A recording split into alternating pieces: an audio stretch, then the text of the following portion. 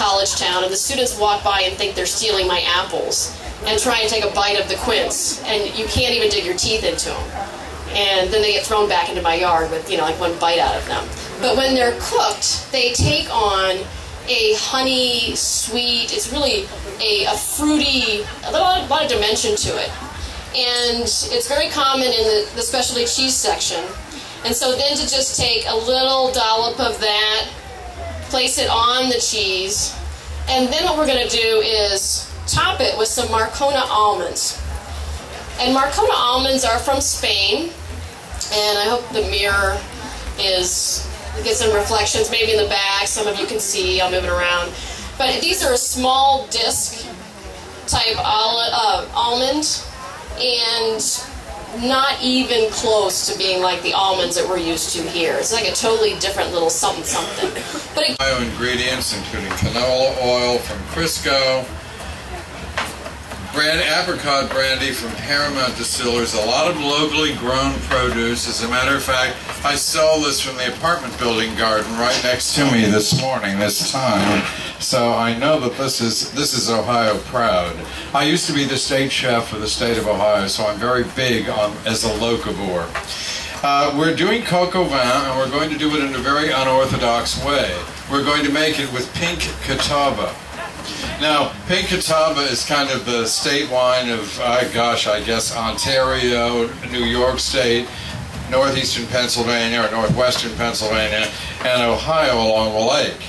It is what is known as a Labrusca wine, which means that it's a native genus of wine, a grape native to North America and able to withstand the rigid winter weathers. It also has a compound in it which is called methyl anthranilate. You don't need to know this, there's no spot quiz afterwards. But methyl anthranilate is what gives it what the wine snobs call a foxy nose, and what the rest of us call it grapey. Now, it's also a very sweet wine, and it is therefore not really suitable for drinking with food, because sweet wines tend to cancel your appetite. Now in France they always serve Chateau Yquem with foie gras. That's to keep you from eating too much of it, because they're both very expensive and they're kind of self-canceling. So what happens though when we subject these wines to high temperatures, we get a complete transformation of them. What we really boil away is most of the flavor and most of the compounds, and we are, in the case of white wines, left with a great deal of acidic acid, which tends to really develop the flavor in foods. And in red wines, and in the same thing, but in the sweet wines, or you broil it or grill it, it's a very good idea. For example, if you have a grill with two levers, you want to move it up to the top level where it stops cooking, but it keeps warm for about 5 or 10 minutes or so. That allows the juices that have all risen to the surface to distribute themselves evenly throughout what you have cooked instead, so you don't lose all of that flavor, but you get that nice balance between solid and liquid in the meat. So now you see we're accumulating a lot of this wonderful, wonderful sauce down here, and I'm going to add some more pepper on here, freshly ground, and a little bit of salt.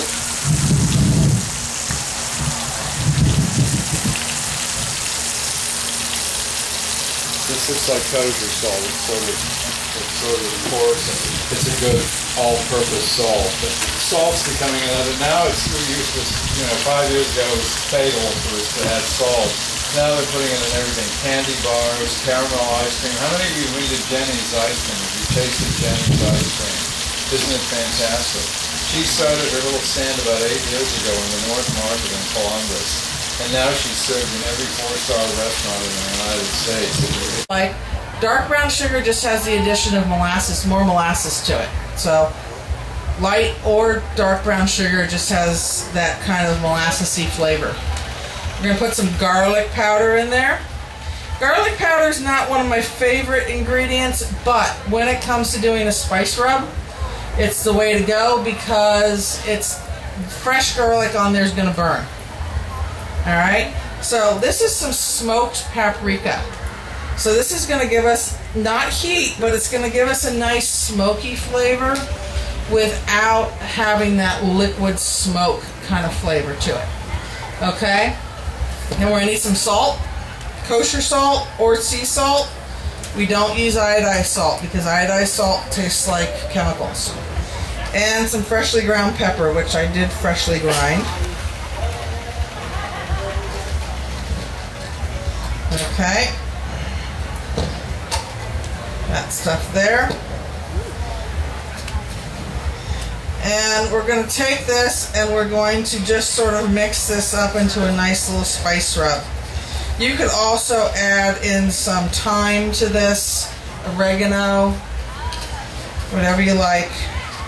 Now, chimichurri is an Argentinian steak sauce, so if anybody who's ever been to Argentina, if you're a vegetarian, I wouldn't suggest going.